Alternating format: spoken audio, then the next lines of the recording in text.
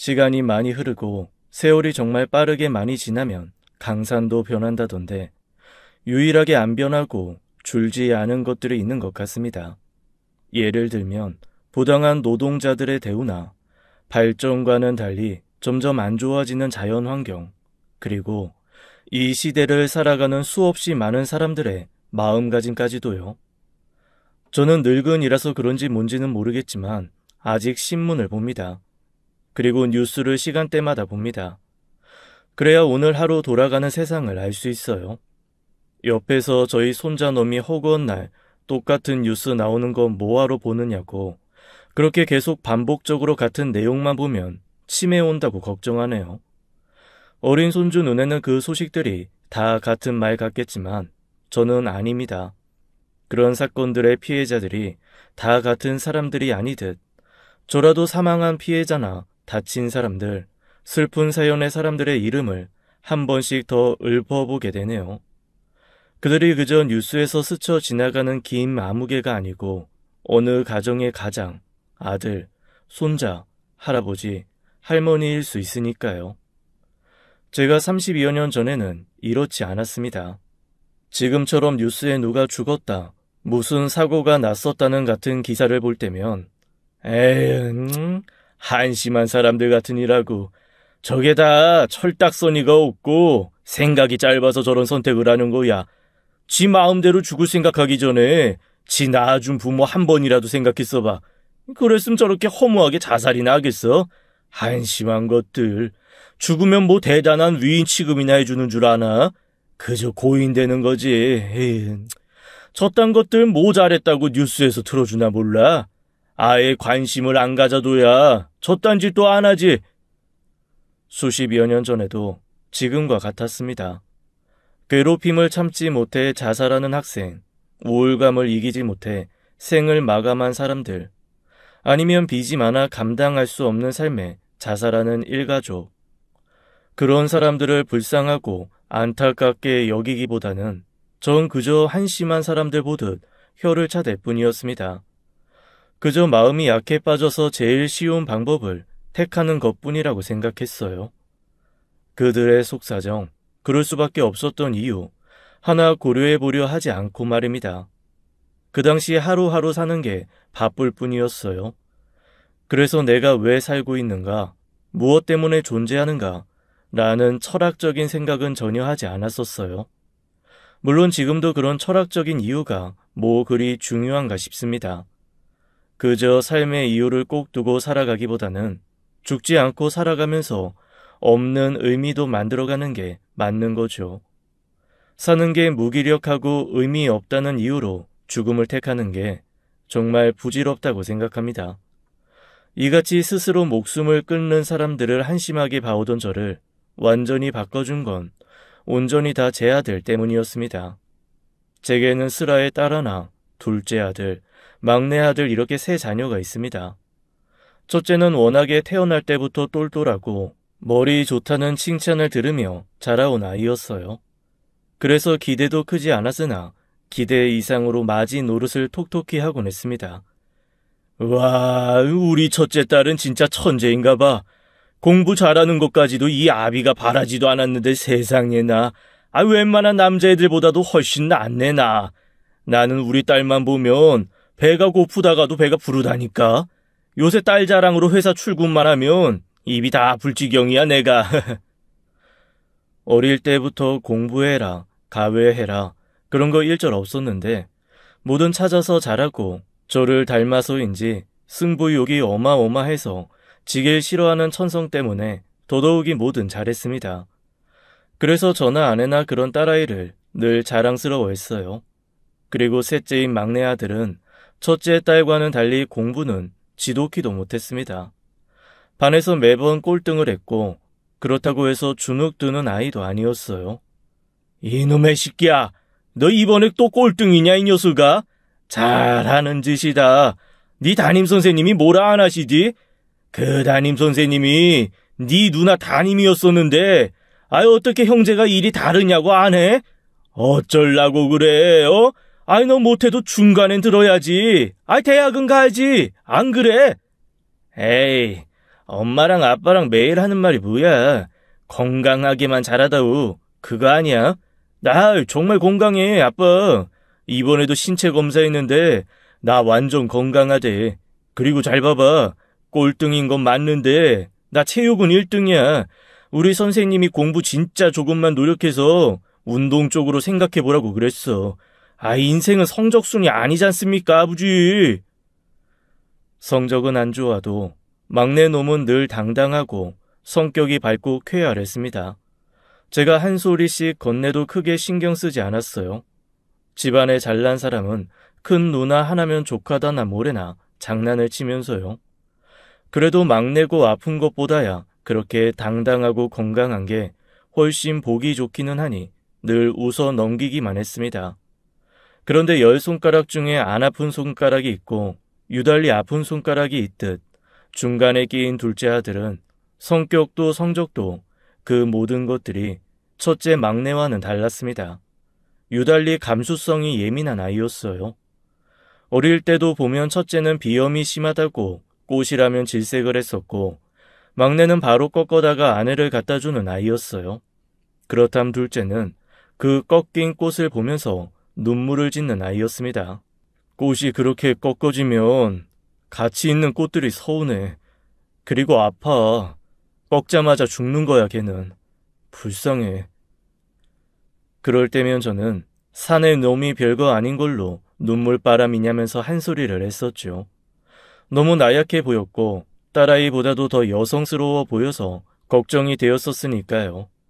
너는 남자가 돼서는 뭐 이딴 걸로 울고 그래? 살면서 울 일이 얼마나 많은데 아깝게 눈물을 빼고 우느냔 말이야. 뚝 안 그쳐? 뚝! 그럴 때면 둘째 아들은 제 말에 서운해서 더 눈물을 흘렸습니다. 그러다가 조금씩 크면서 그 감수성을 숨기는 듯 했어요. 제 앞에서는 약한 소리도 하지 않았고 울지도 않았습니다. 저는 그게 감춘 건지 몰랐어요. 그저 제 훈육으로 인해 달라지고 좋아지는 것이라고 생각했습니다. 하지만 현실은 전혀 아니었어요. 다른 형제들과도 둘째는 잘 어울리지 못했고 친구도 별로 없는 듯 보였습니다.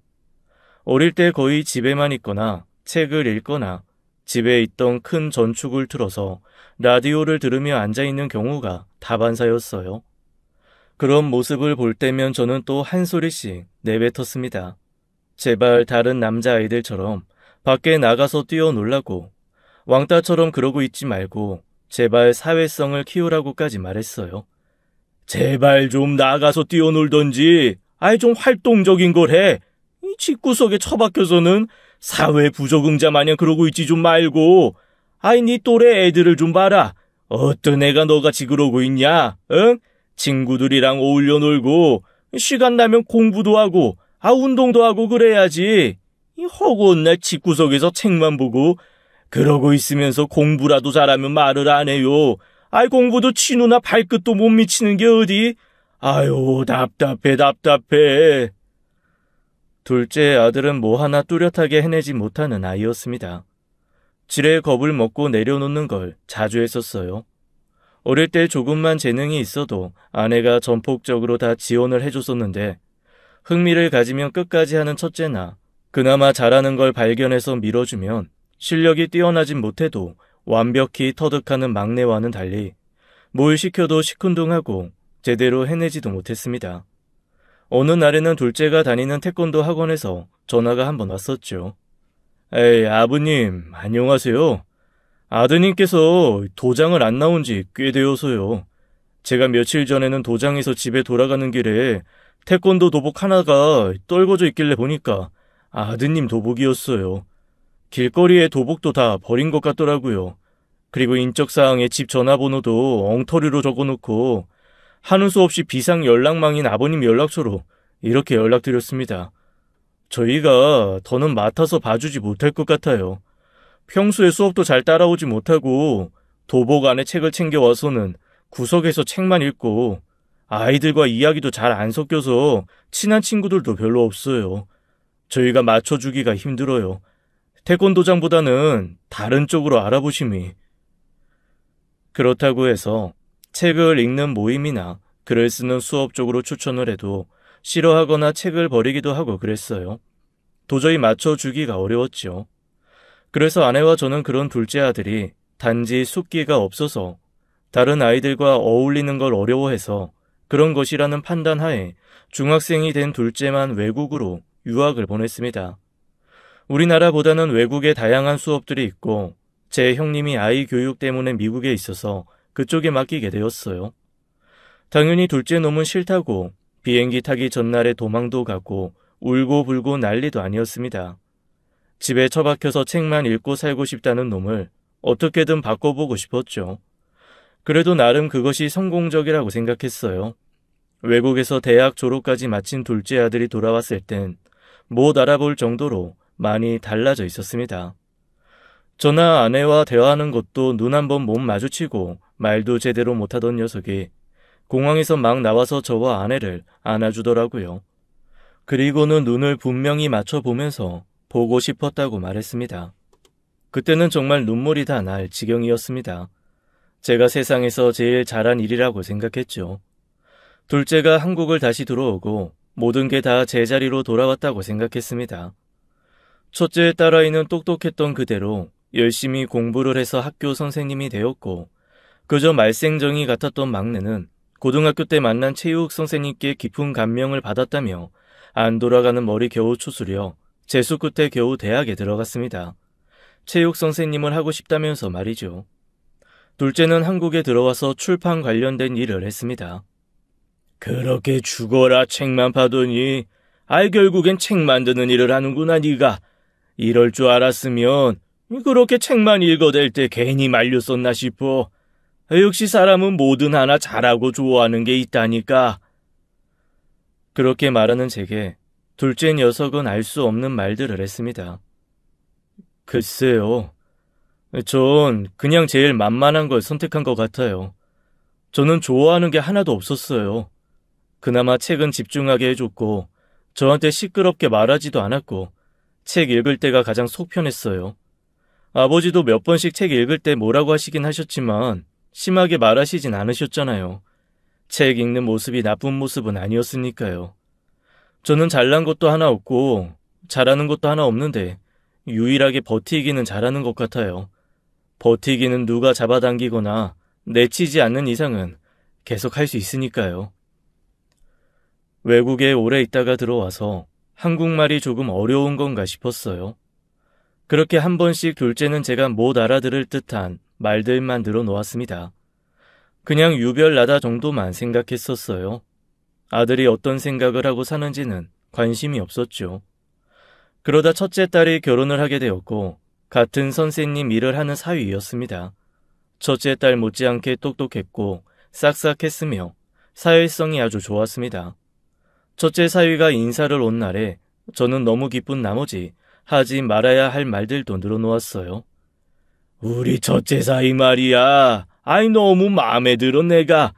자네가 우리 둘째 아지 그러나 예전부터 우리 둘째 아들이 그냥 내가 낳은 자식이 맞나 싶을 만큼 쑥맥에다가 뭐 하나 올바르게 하는 게 없어서 내가 유학까지 보냈어.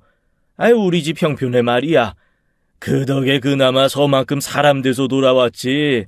그렇게라도 돈이라도 안 썼으면 저놈의 자식 지금쯤 아이고 상상도 하기 싫네. 아마 방구석에 처박혀서 지 앞가림도 못하고 있었을걸. 그만큼 지금의 아들이 훨씬 나아졌고 사위가 그런 아들과는 달리 좋다라고 말하고 싶었던 것 같습니다. 제가 지난 날을 후회하는 것 중 하나였어요. 그렇게 제가 취한 나머지 주저리 떠들자 뒤늦게 아들 녀석이 한마디 하는 겁니다. 아버지는 늘 그렇게 말씀하시네요. 제가 큰 누나처럼 대단한 사람이 되어야 하고 막내처럼 쾌활하고 밝은 사람이 돼야 사람답게 사는 것처럼 이야기하세요. 제가 꼭 그 틀에 맞춰서 살아야 할 필요는 없어요. 남들이 보기에 사람들과 잘 못 어울리고 말주변이 없고 크게 성공을 못한다고 해서 꼭 인생 패배자인 것처럼 보시는 건 말도 안 되는 거라고요. 어릴 때부터 여리고 우는 거나 봤지 제 아들이 그렇게 제게 따지는 모습을 처음 봤습니다. 그리고 앞에 사이도 있고 하니 저도 모르게 그렇게 따지는 아들의 머리통을 후려쳐 버렸습니다. 이놈 봐봐, 이놈. 아니, 내가 너를 얼마나 신경 써서 키웠는데 한다는 말이 고작 네 아비 지적질이냐. 그래, 네가 오죽 못났으면 내가 그렇게까지 했겠어. 오죽 사람답게 못 살 것 같으니 아이 걱정이 돼서 그랬다 내가. 아, 왜? 그 후에는 제가 너무 취해서 잘 기억은 안 나지만 다른 자식들과 사이가 말리고 둘째가 방으로 들어갔다 했습니다. 제가 큰 소리를 자주 하는 사람도 아니고 둘째 녀석도 그런 저를 잘 알고 있으니 그저 단순한 말다툼 정도로 여기겠지 했어요. 그렇게 잊혀가는 듯 했습니다. 둘째 아들은 걱정과는 달리 아무도 안 만나고 소통이 없는 듯 보였는데 누군가를 만나고 있다고 했습니다. 아내가 먼저 눈치를 챘고 몇 번씩 캠으로 알아냈다고 말해주었어요. 나도 당신같이 얼마나 걱정을 했다고. 둘째가 어디 여자 손이나 한번 잡아봤을까, 누굴 사귀어는 봤을까 싶었는데 녀석이 아무렴 그래도 남자는 남자야. 알고 보니까 미국에 큰형님네 있을 때부터 만나는 여자가 있었대. 아까 형님한테 전화해서 물어보니까 미국 와서 얼마 안 돼서 계속 붙어 다니는 예쁜 한국 여학생이 있었다는데 얼마나 다행인지 몰라. 우리 둘째 아들 노총각 될 일은 없겠어. 둘째 한국 들어오고 2년 뒤에 따라 들어왔대. 그게 뭔 소리겠어? 계속 만나오면서 진지한 관계라는 거지. 저만큼이나 아내가 정말 좋아했습니다. 둘째 아래로 막내가 사고를 치면서 먼저 결혼을 했었거든요. 그래서 둘째는 저와 아내가 거의 포기를 하고 있었습니다. 여자는커녕 주말에도 밖에 잘 안 나가는 듯 했고 누구랑 연락하는 것 같아 보이지도 않았으니까요. 그렇다고 둘째 성격상 맞선이나 소개팅 같은 걸 할 위인도 못 되니 그냥 두자라고 생각하고 있었습니다. 게다가 저나 아내가 막 눈치를 챘을 무렵에 둘째 녀석이 아버지, 제가 결혼할 사람이 있어요. 조만간 소개해드릴게요. 참으로 기쁜 소식이 아닐 수 없었는데 둘째 아들은 무덤덤하게, 더 심하게 말하면 어쩔 수 없다는 듯한 말투로 제게 말했습니다. 저와 아내는 너무 기뻤죠. 사실 그 어떤 며느리감을 데려와도 상관없었습니다. 한마디로 둘째 아들은 치워버리고 싶은 마음이었던 것 같았습니다. 알고 보니 셋째와 마찬가지로 아이가 먼저 생긴 것 같더라고요. 하지만 굳이 아는 체를 하지는 않았습니다. 둘째 며느리는 첫 인상부터 특별했습니다. 꼭 여자로 태어난 둘째 아들 같았어요. 매우 조용조용했고 숫기가 없었으며 저와 아내가 묻는 질문에도 쉽게 답을 하지 못했습니다. 이래서들 천생연분이라 하는구나 싶을 정도였어요. 하지만 둘째와 며느리가 유일하게 다른 점이 하나 있었죠. 둘째는 모든 자기 중심적인 면이 있는데 며느리는 숫기 없고 조용한 가운데 아내와 제가 어떤 모습이든 며느리로 인해 불편한 건 없을지를 계속 살폈습니다. 한마디로 존중을 지속적으로 해주는 모습이었어요. 그리고 긴장하는 순간이 어느 정도 지나가면 얼어붙어 있던 며느리도 저와 아내에게 웃음 지어 보이기도 하고 조금씩 풀어지는 듯한 느낌이 있었습니다. 일반적인 사람이라면 누구나 갖고 있는 면모죠. 하지만 제 속으로 낳은 제 아들일지언정 둘째 아들은 내내 불편한 구석이 있었습니다. 저뿐만이 아니라 온 가족이 그렇게 느끼고 있었어요. 나는 좀 신기했다. 어떻게 둘째 좋다는 여자가 다 있지 하고 말이야. 난 이상하게 어릴 때부터 막내랑은 편했거든. 그런데 둘째랑은 이상하게 너무 안 맞는 느낌?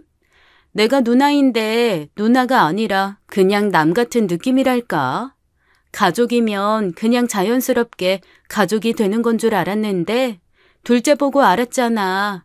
가족도 결국엔 관계이고 노력이 필요한 사람이 있기 마련이구나 하고 말이야. 둘째가 딱 그래. 내가 지금 학생들 가르치면서 느끼는 게 노력이 필요한 애들이 많은데 정작 그 애들은 그 노력도 싫어해. 그럼 포기해야 하느냐? 그건 아니고 주변 사람들이 많이 노력해줘야 돼. 그 방법밖에 없어. 결국 세상은 모두가 같이 살아야 되는 거잖아. 계속 혼자 둘 수가 없는 거지. 그래서 결론은 둘째한테는 옆에서 노력해줄 사람이 나타난 거다 이거지. 얼마나 다행이야. 저런 애도 연애하고 결혼을 다 하고 말이지. 그래도 형제들끼리는 격없이 잘 지내는 줄 알았는데 그것 또한 제 착각이었더라고요. 돌이켜보면 아이들이 어릴 때 첫째랑 막내가 싸우는 건 봤는데 둘째가 다른 형제들과 어울리는 것도 못 봤지만 다투는 것도 한 번도 본 적 없었습니다. 그저 둘째 성격이 유순해서 그런 거라고 단순히 생각했습니다. 하지만 아니었던 거죠. 둘째 아이가 싫어서라기보다는 오히려 가까운 가족일수록 더더욱이 어려울 수 있다는 걸 다시 한번 알게 되었습니다. 그래도 뭐가 어찌되었던 결국엔 남들처럼 좋은 사람 만나서 남들처럼 평범하게 자기 가정 꾸리게 되었으니 그저 다행이다 싶기만 했어요. 둘째는 식을 올리고 집에서 마지막으로 독립을 해서 나갔습니다. 저나 아내나 정말 홀가분했어요. 드디어 우리 둘만 남았구나. 자식들 모두 출가시켰구나 라는 생각에 뿌듯했죠. 알아서들 잘 살겠지 싶었습니다. 어차피 품 안의 자식이고 언제까지 부모로서 보듬어줘야 하는지에 대한 기준이 집에서 나가서 자기 가정을 꾸리면 거기까지 끝이라고 생각했으니까요. 하지만 그것 또한 자식에 따라 다름을 몰랐습니다. 다들 독립을 하고 집안 행사 외에는 별다른 연락이 없었는데 유독 둘째 아들에게는 연락이 자주 왔습니다. 출판사 일을 해서 그런 건지 어쩐 건지 질문이 대부분이었고 인생관이나 철학적인 질문들이 많았습니다. 아버지는 요새 제일 관심 있게 보는 게 어떤 거예요? 책이 되었던 신문이 되었던 뭐든지요. 나? 나야 뭐 맨날 뉴스나 보지. 뉴스를 매일 봐야 날짜도 아는 것 같고 기억력 같은 거에도 좋은 것 같고 말이지. 그런데 뉴스 봐봤자 맨 한심한 놈들밖에 없어. 이 정신 상태가 썩어가지고는 오늘만 해도 뉴스에서 지들 마음대로 죽었다는 놈들이 대체 몇 명인 건지. 지들 그렇게 낳아준 부모 조금이라도 생각했어 봐라. 그딴 한심한 생각은 절대로 못하지. 한심한 것들. 아버지는 자살하는 사람들이 왜 그런 극단적인 선택을 하는지 궁금하거나 신경이 쓰이지는 않으세요? 무슨 일이든 왜라는 게 존재하잖아요. 사람이 죽음까지 결심하는데 생각보다 오랜 시간이 걸린대요. 얼마 전에 막 기사에 났던 사람은 자신의 자살을 15년이나 기다렸다고 했어요. 그래서 아버지 말씀처럼 그냥 홧김에는 아닐 거예요. 그들만의 고충이 있었겠죠. 제가 자살을 선택하는 사람들이 한심하다 말하자 둘째는 뭔가 제 말에 발끈한 듯 말을 이어나갔습니다. 하지만 그 당시에 저는 그 말들이 그저 토론 정도 수준이라고만 판단했습니다. 둘째 녀석이 워낙 엉뚱도 하고 하는 일이 책을 다루니 그런 걸 묻는 것이라고 여겼으니까요. 그 후에도 둘째 아들은 여러 번 인터뷰식으로 제게 질문을 했고 저는 그저 여과 없이 솔직히 이야기를 해주었습니다. 한편으로 저는 사색적인 둘째 아들이 자신의 방식으로 제게 다가오는 것이라고 생각했습니다. 둘째를 낳고 키우고 어느 정도 대화가 될 시점부터는 그럴 시간이 없었어요. 그래서 내 자식이고 어려운 자식이긴 하지만 아쉬움이 있었습니다. 그런 시간들을 보상받기 위한 둘째의 노력인 줄 알았죠. 그러던 어느 날 둘째가 자신의 책을 써보고 싶다는 말을 전했습니다. 원래부터 어느 집단, 조직에 들어가서 일하는 것이 맞지 않았는데 이렇게 사는 게 맞다는 주변의 권유에 여태 끌려온 것뿐이라면서 말이죠. 이제는 자신이 하고 싶은 걸 하고 싶다는 말을 제게 했어요. 하지만 그 당시에 저는 한 직장을 20년 이상 근속하고 있는 중이었고 그간 둘째 아들이 뭐 하나 오래 해온 것을 본 것이 지금 다니고 있는 출판사뿐이었던지라 들어주기보다는 호통을 쳤습니다. 그저 허황된 꿈에 가득해서는 현실을 직시하지 못한다면서요. 아버지, 저도 하고 싶은 거 해봐야죠. 인생이라는 게 그렇잖아요. 아무것도 하지 않으면 아무 일도 안 일어나는 건데 제가 지금 사는 인생이 끝없이 지루하고 그저 매일매일 일상이 미치도록 지겹고 저랑 맞지 않아서 내내 생각했어요. 내가 정말 뭘 하고 싶은지요. 그런데 그게 지금에서야 생각이 난 거예요. 꿈이라는 게 꼭 어릴 때 청춘에 생각나야만 하는 건 아니잖아요. 제가 하고 싶은 거 하고 싶어요, 아버지. 너 지금 무슨 말도 안 되는 소리를 하고 있어요? 이 언제까지 그렇게 살 거야? 너 진짜 결혼하면 좀 정신 차릴까 싶었는데 여태 그렇게 뜬구름만 잡고 살고 있어 어째? 정신 좀 차려라 자식아. 네가 우리 아들이고 어린 자식일 때나 그런 것들 받아주고 감싸줄 수 있는 거지.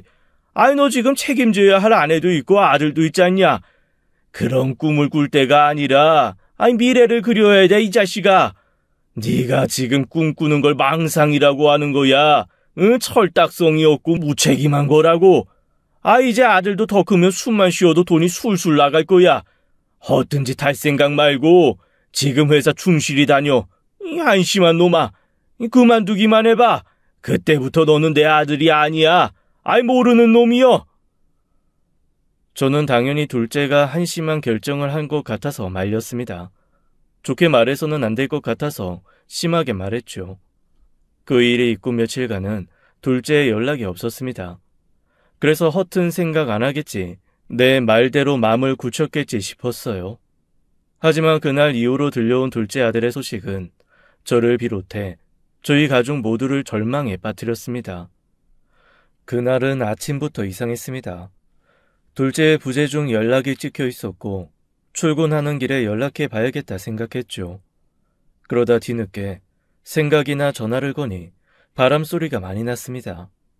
출근해서 출판사에 있어야 할 녀석이 왜 밖에 나와 있느냐고 한 소리를 또 했죠. 그러자 둘째는 마지막으로 급하게 여행을 온 거라 말했습니다. 오늘이 월요일인데 무슨 말도 안 되게 여행이야. 월차라도 낸 거야. 답답해서 나왔어요, 아버지. 아버지, 저는 더는 안 되겠어요. 사는 게 힘들고 버겁고 그래요. 하루하루가 지옥 같고 기쁜 날이 없어요. 저는 삶이 너무 고단해요. 너 정말 언제 정신 차릴 거냐? 네가 뭔 고생을 하고 살았다고 그렇게 힘들대. 나도 살고 있고 네 엄마도 이렇게 잘 살고 있는데 니까짓 게 왜? 나랑 네 엄마가 개고생해서 니들 먹여 살렸지 키웠지. 번듯하게 가르쳐서 가정도 이루고 지원해줄 거 다 해줬지. 그런데 고단해. 힘들어. 아주 팔자 편한 소리를 하고 있구나. 너는 정신이나 좀 차리고 제대로 좀 살아. 한심한 놈 같은 이라고. 제 말에 둘째는 역시 그렇게 말하실 줄 알았다면서 웃었고 저는 그 말을 긍정적으로 받아들였습니다. 별일 아니구나 싶었어요. 그러다 결국 일이 터져버린 것이었습니다. 아들과 그렇게 전화를 끊고 그날 오후쯤 일하고 있던 도중에 연락을 받았고 둘째 며느리의 다급한 말, 울음소리, 그리고 둘째 아들이 죽었다는 이야기였습니다. 아버님, 그이가 바닷가에서 발견되었대요. 그이가 편지 한 장 안 남기고 죽었대요.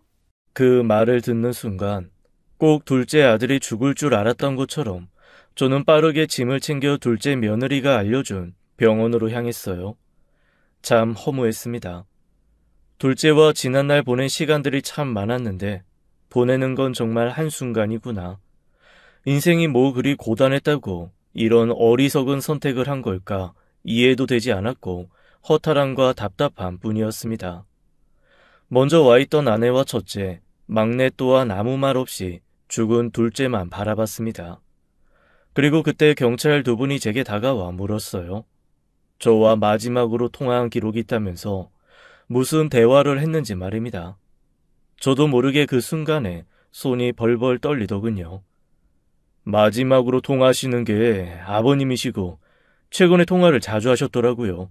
한 번 통화할 때마다 20분 이상씩 하셨었는데 평소에 고인이 무슨 말씀을 하시던가요?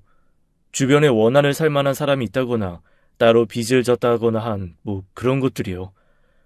아직 자살로 결론이 진 건 아니고 조금 더 수사를 해야 해서 아버님 말씀이 좀 필요합니다. 어떤 말씀들 나누셨어요?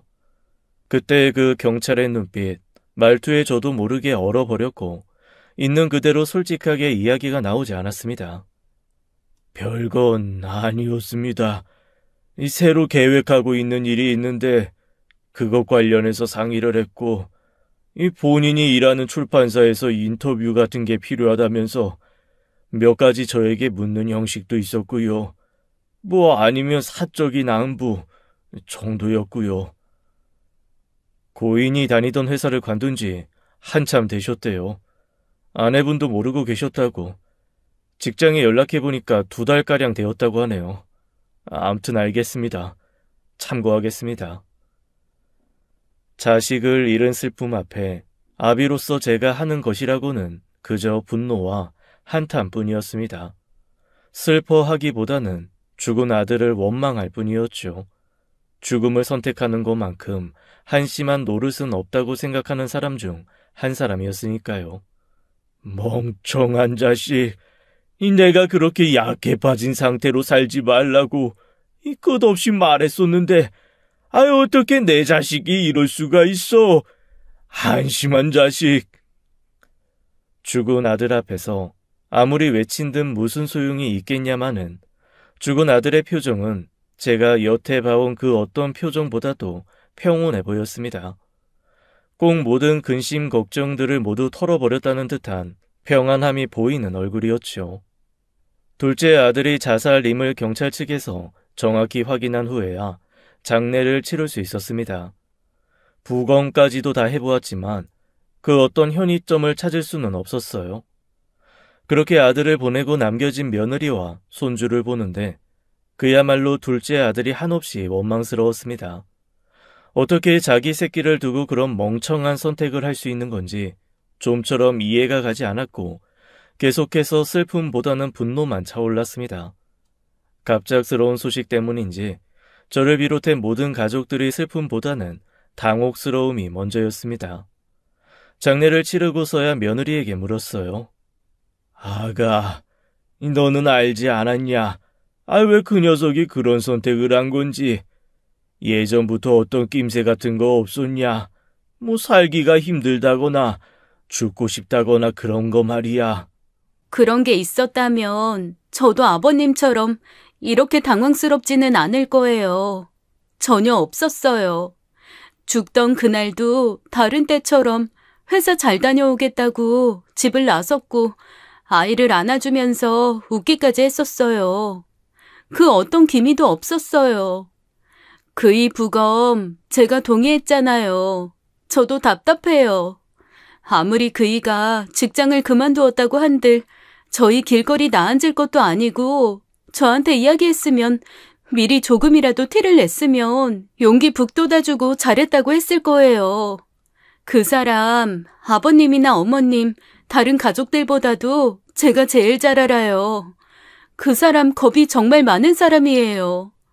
그래서 처음 만났을 때부터 제가 지켜줘야겠다. 이 사람은 나 아니면 안 되겠다. 그 생각부터 들었던 사람이에요. 그렇게 약한 사람이 죽을 생각? 그럼 최근이 문제가 아니란 소리라고요. 저야말로 아버님께 묻고 싶어요. 그 사람 이럴 거 정말 모르셨어요? 마지막 통화가 아버님이셨잖아요. 정말 별다른 이야기 없었나요? 말씀해 주세요. 작은 거라도 전 들으면 알 수 있어요. 그이가 어떤 마음으로 그런 말을 한 건지요. 며느리의 다그침에 저도 모르게 아무 말도 할 수가 없었습니다. 저는 어쩌면 아들의 죽음을 며느리 탓으로 돌리려 했던 것 같습니다. 나랑은 별말 없었다. 나한테 별일은 없는지 아픈 곳은 없는지 늘 하는 일상 대화뿐이 하지 않았어. 별다른 특별한 게 전혀 없었다. 나도 며느리 너처럼 아무것도 몰랐어. 다를 것 하나 없었다. 그리고 죽기로 작정한 아이 마음을 우리가 뭘 어찌 알겠냐. 모르고 당하는 수밖에 없는 거지. 죽은 그놈이 어리석은 놈일 뿐이야. 뭐가 되었든 살아야지. 살아서 막힌 걸 뚫어야지. 왜 지가 죽어버려. 한심한 놈. 난 내 아들 그렇게 안 키웠다. 이 약해 빠진 놈. 저는 끝끝내 며느리에게 아들이 중요한 선택을 앞두고 제게 의견을 물어섰다 말할 수 없었습니다.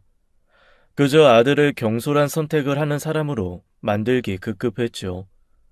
둘째 아들을 보내고 안 그른 척 의연한 척 살긴 했지만 거의 정신을 놓고 살았습니다. 자식들 중 가장 추억이 없는 녀석인 줄 알았는데 참 잔인하게도 둘째 아들이 죽기 전까지 저와 이런저런 이야기를 유독 많이 나누어서인지 다른 가족들보다도 제 뇌리에 가장 많은 기억들이 남아 있었습니다. 한편으로는 이 녀석이 일부러 날 가장 힘들게 하려고 그랬던 걸까 싶었어요. 가장 가까울 것 같은 며느리와는 죽기 한 달 전부터 유달리 말이 없었다고 했습니다. 한 번씩 멍하게 창밖을 바라보기도 하고 날짜 개념도 없었다고 말이에요. 꼭 남은 정을 다 떼내려는 사람처럼 화를 내기도 했다고 했습니다. 아버님도 아시겠지만 그 사람 누가 이유 없이 시비 걸어도 화 안 내는 사람이에요. 그런데 죽기 몇 달 전부터 달랐어요. 제가 아이 밥 먹이던 때였는데 아이가 또 밥 투정을 하기에 좀 화가 나서 한 소리 하고 있었거든요.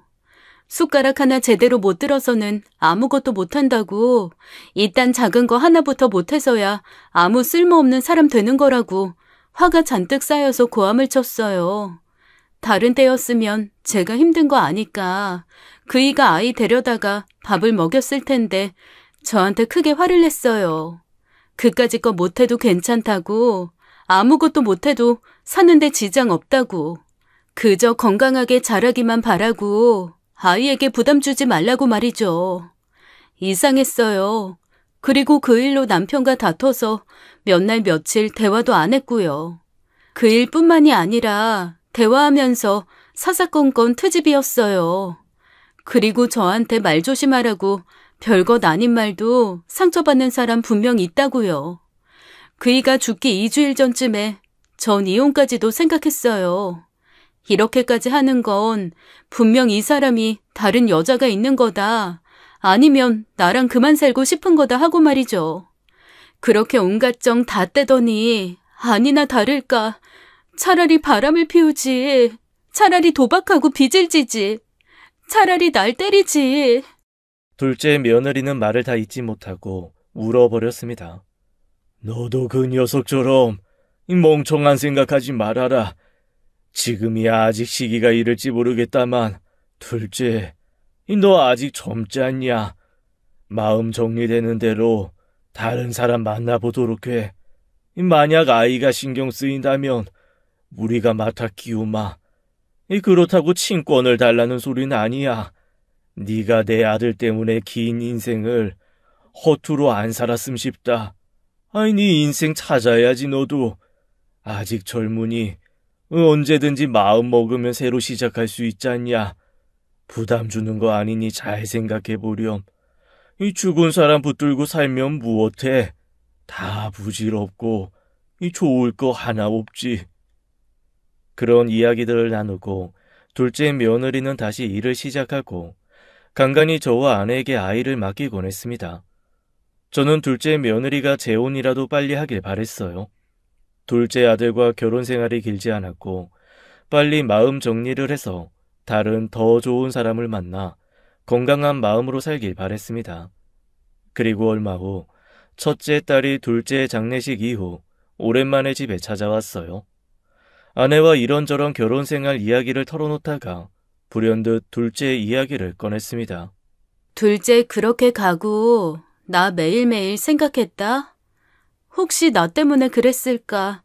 내가 너무 매정했을까 하고 말이야. 그래도 큰 누나인데 나한테 의지 한번 할 법도 한데 둘째가 그런 게 없었거든. 내가 늘 공부에 매달려 사느라 둘째도 그렇고 막내한테도 신경 못 써줬지만 그래도 막내는 한 번씩 억지라도 부렸었거든. 누나 뭐 해줘, 놀아줘, 밥 줘, 용돈 줘 하면서. 그런데 아무리 생각을 돌이켜봐도 둘째가 나한테 뭘 해달라 한 적이 있었나 기억을 뒤져보는데 없는 거야. 그러다가 어제 우리 애가 엄마 뭐해 하고 나한테 묻는데 딱 생각났어. 둘째가 처음이자 마지막으로 나한테 물어본 적이 있었어. 막 시험 공부하던 때 나한테 누나 뭐 하냐고. 그때 내가 바빠, 시간 없어. 그런 대답이 아니라 온갖 짜증 다 내면서 너까지 왜 그래? 이랬던 것 같아. 그때 그 말에 풀 죽어서 내 방문 닫고 가던 둘째가 자꾸 내 꿈에 나와. 많이 서운했나 봐. 나 때문이었으면 어쩌지 엄마? 그때 좀 더 다정할 걸 하는 후회들이 자꾸만 생각이 나. 게다가 내가 아이들한테 심적으로 힘들면 나한테 제일 먼저 손을 뻗으라 하는데 난 바로 아랫동생이 내밀었을지도 모를 손을 못 잡았는데 내가 무슨 자격으로 그럴 수 있을까 싶어. 너무 힘들어 요즘. 가족들은 하나둘씩 둘째의 죽음을 자신의 탓으로 돌리고 있었습니다. 나도 그래, 누나. 어릴 때 둘째 형이 나한테 내가 숙제 못 풀고 있으니까 알려주겠다고 했는데 내가 둘째 형도 모를 거라고, 큰 누나 오면 물어볼 거라고 막 무시했었거든. 돌이켜보면 그때 형이 나한테 처음으로 먼저 말을 걸어줬었어. 원래 형이 우리한테 먼저 말 절대 안 걸었잖아. 그나마 아빠한테 자주 질문했지. 형이 아빠는 좋아했으니까. 저는 막내의 말에 화들짝 놀랐습니다. 단 한 번도 둘째가 제게 애정을 가지고 있을 거라는 생각을 해본 적이 없었어요. 오히려 원망을 했으면 했지 좋은 감정 하나 없을 것이라 여겼습니다. 그간 나만 둘째에게 거리를 두었구나 싶었습니다. 저는 둘째가 죽기 전까지는 죽음이라는 것은 모든 게 끝나는 순간이라고 생각했어요. 그 생에 그 사람의 정신이 육신이 없으니 무존재로 되는 것이라고 말이죠. 하지만 아니었어요. 지금 이 순간 제가 예전 기억을 돌이키듯 우리 가족 모두에게 죽은 둘째의 기억이 남아있었고 잊지 않으려고 애쓰는 둘째 며느리도 있었으니까요. 둘째 며느리는 둘째 아들이 죽은 이후부터 저희 집에 자주 들렀습니다. 들러서 둘째 아들이 어땠었다, 어떤 사람이었다라고 말하면서 푸념도 하고 험담을 늘어놓기도 하고 울기도 하고 그랬어요. 며느리만의 이별 방법이라 여기고 처음엔 뭐든지 다 들어주었습니다. 욕을 한다면 똑같이 욕을 해주었고 좋은 점을 끄집어내면 그런 면도 있구나 하며 들어주었고 운다면 눈물을 닦아주었죠. 하지만 시간이 지날수록 둘째 며느리가 죽은 아들을 잊지 않고 붙잡고 있는 듯한 기분이 들었어요. 게다가 남은 가족들이 둘째 며느리의 이야기를 힘들어했습니다. 죽은 내 자식, 안타깝긴 하지만 벌써 우리 둘째 죽은 지도 2년이 넘었어. 이제 정리하고 새 인생 살아야지. 언제까지 저렇게 매달려 살려고 그러는지 정말. 둘째 며느리가 매일 저러니 첫째랑 막내가 집에 안 와. 오면 저 이야기 또 듣고 또 들어야 한다면서 괴롭다고. 좀 잊고 지내고 싶은데 괜히 죄책감 드는 것 같단 말이지. 쟤를 어쩌면 좋을까 모르겠네. 엊그제도 한참 앨범 뒤적여 보면서 이거저거 물어보다가 갔어. 한번 그러고 다녀갈 때면 내 마음이 너무 안 좋아. 우리가 어떻게 해줘야 그만할까 싶어. 더는 힘들어. 그래서 마음을 먹고 둘째 며느리를 찾아가 말했습니다. 이제 충분하니 그만 잊으라고요. 자꾸 기억하려고 노력하지 말고 잊으려고 노력하라 말했습니다. 그러면서 제발 새 출발을 하라고 했어요. 죽은 제 아들 불쌍은 하지만 남은 사람은 남은 인생을 잘 살아야 하잖아요. 아가, 이제 그만하자 우리. 우리 마음에서도 보내줘야 둘째가 마음 놓고 편히 가지. 그리고 그놈 뭐가 그리 안쓰럽다고 그렇게까지 해. 그 못난 놈을.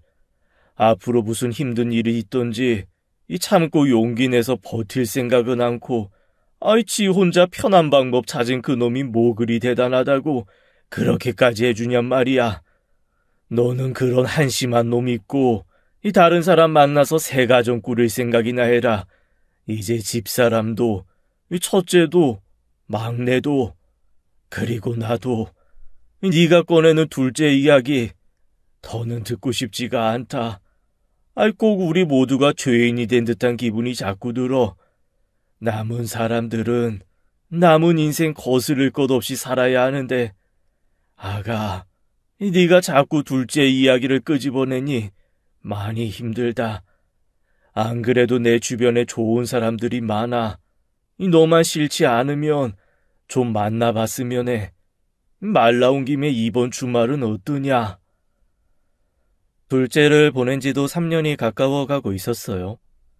그래도 손주가 아직 많이 어린지라 둘째 며느리가 좋은 사람 만나서 다시 새 출발하기를 정말 바랬습니다. 그래서 둘째 아들과 성격이 비슷한 며느리를 위해 제가 나서게 되었죠. 결국에는 그 주의 주말에 선짜리 약속을 잡아버렸습니다. 당연히 며느리는 싫다고 했지만 반강제적인 결정이었죠. 어느 정도 떠밀려서 가다 보면 좋은 인연은 다시 만날 수 있을 거라 생각했어요. 주선해준 상대를 별말 없이 여러 번 만나기에 그래도 어느 정도 맞는 상대구나라고 생각했습니다. 그래 보여서 그런 줄 알았습니다.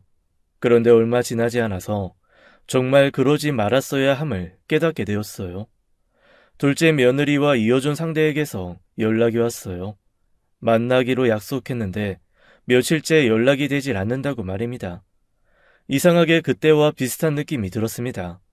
둘째 아들이 죽던 그날처럼 같은 느낌이 들었죠.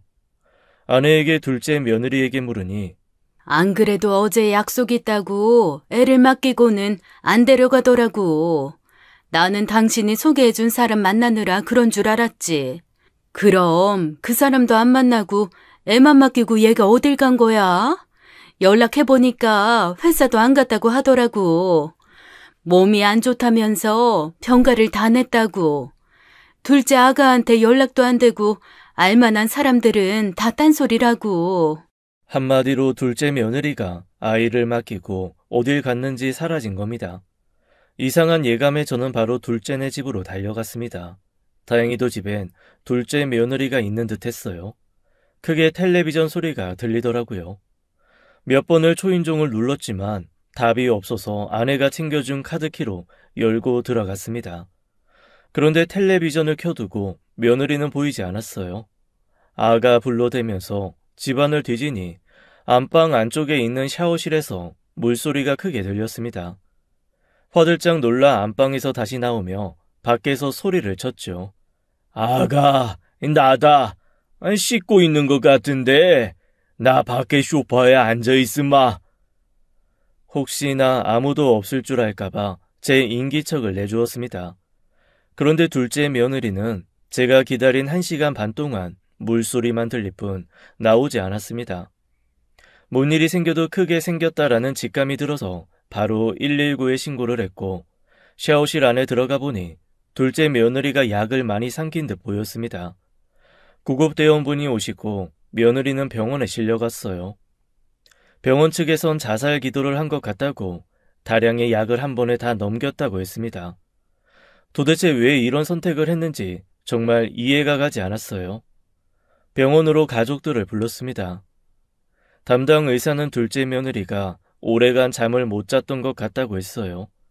밀린 잠이라도 자는 것인지 며느리는 오래간 깨어나지 못했습니다. 3일 정도 잠들었다가 깨어났고 사부인도 와 계셨어요. 둘째 며느리와 제 아들이 미국에 있을 때 만났던 터라 미국에서 외국인과 재혼을 하고 그곳에서 거주 중이던 사부인이 며느리 소식에 급히 달려온 것이었습니다. 사부인 또한 제가 그리 생각하듯 깨어난 며느리를 다그쳤습니다. 너 미쳤니? 책임감 없고 정신 나간 건 네 남편 하나로 좋게해야지. 네 새끼 혼자 두고 죽으려고 했어? 아무리 부부가 닮는다지만 하다 이딴 걸 닮아? 너도 정말 한심하다. 이럴 때일수록 더 열심히 살고 애를 봐서라도 새 인생 시작하고 그래야지. 넌 아휴 깨어난 거 봤으면 됐어. 사부인은 그제야 안심을 하고 돌아가려는데 그때 둘째 며느리가 사부인을 향해 말했습니다. 엄마는 살고 죽고만 중요해? 그 사람 불쌍한 사람이지 한심한 사람 아니야. 무책임한 사람 아니야. 나도 그렇고 그저 아픈 사람들일 뿐이라고. 아프면 돌봐줘야지. 왜 아픈 사람한테 자꾸 강해지래?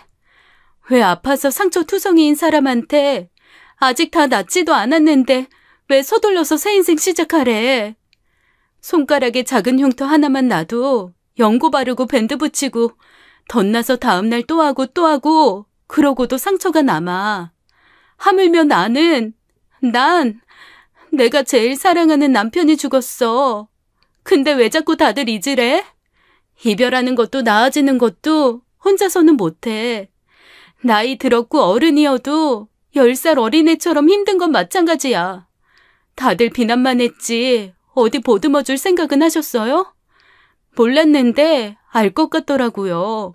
그 사람이 왜 그렇게 갔는지. 이렇게 가족들이 많은데 이 가족들만 모아도 귀가 10개가 넘는데 그 사람 그렇게 힘들어할 때 다들 뭐들 하셨어요? 단 한 번이라도 들어주고 감싸준 적들 있으세요? 며느리의 말이 그제야 제 가슴을 마구 파고들었습니다. 매일 책만 읽던 둘째 아들이 한 번은 책 글귀 하나를 제게 알려준 적이 있었어요. 아버지, 이 책에 보면 의존하는 대상이 늘어날 때 사람은 더욱더 자립한대요. 용감한 위인들, 대단한 사람들 주변엔 수없이 많은 의존할 수 있는 사람들이 있었대요. 다그치고 혼내고 발가벗겨 세상에 내놓을 것이 아니라 죽을 때까지 의존이 필요하고 아주 많은 의존이 필요한 아이라면 죽지 않을 때까지 의지할 수 있게 해주어야 하는 게 맞는 것이었습니다. 제가 틀렸습니다. 자살하는 사람들이 한심한 것이 아니라 그 죽음을 택한 사람들이 적어도 혼잣말로 떠들어댈 시간을 안 만들어주는 것, 죽게 만든 그 고인의 주변인들이 한심하고 무책임한 것이었습니다. 제가 한심하고 무책임한 아비였습니다. 저는 며느리에게 다가가 미안하다 말했습니다. 미안하다, 아가. 내가 정말 몰라도 너무 몰랐어. 그 녀석이 나한테 수없이 도와달라고 소리쳤는데 어떨 때는 매달리기도 했는데 내가 너무 몰랐다. 아비가 돼서는 모자란 놈이라고, 부족한 놈이라고 혼만 냈지. 정작 내 새끼 속 하나 알려고 하지 않았어. 미안하다. 내가 다 이렇게 만든 것 같아서 너무 미안해. 내가 잘못했다. 녀석이 죽기 전에 나한테 인생이 힘들다고, 어렵다고 했다. 그런데 그런 녀석한테 내가 한심하다고 했어. 가장이 돼서 그것도 못한다고 한참을 혼냈다. 내가 죽인 거야. 내 탓이다. 며느리는 제 탓을 하기보다는 우는 절 안아주었습니다. 그래도 그 사람 아버님을 가장 자랑스러워했어요. 인생의 롤모델이라고 자부심이 있었어요. 저는 그런 아버님께 사과받고 싶지 않아요. 그런 거 아닐 거예요. 그 사람이 아버님 때문에 살았음 살았지 죽음을 택하진 않았을 거예요. 둘째 아들이 죽고 5년쯤 지나서 알게 되었습니다. 아들이 직장 생활 내내 힘들어했고 어울리지 못하니 따돌림이 있었다고요. 감옥같이 느꼈던 직장을 참으며 버티다 모든 걸 놓아버린 것이었습니다. 아들을 보낸 지도 벌써 많은 시간이 흘렀지만 아들이 죽었을 때 흘리지 않았던 눈물을 저는 여태 흘리고 있습니다. 어릴 때 기억들, 저의 말과 행동에 대한 후회들, 그리고 제게 책을 선물했던 아들이 그 책의 마지막 페이지에 사랑하는 아버지께 라는 그 한 구절에 오늘도 눈이 졌습니다.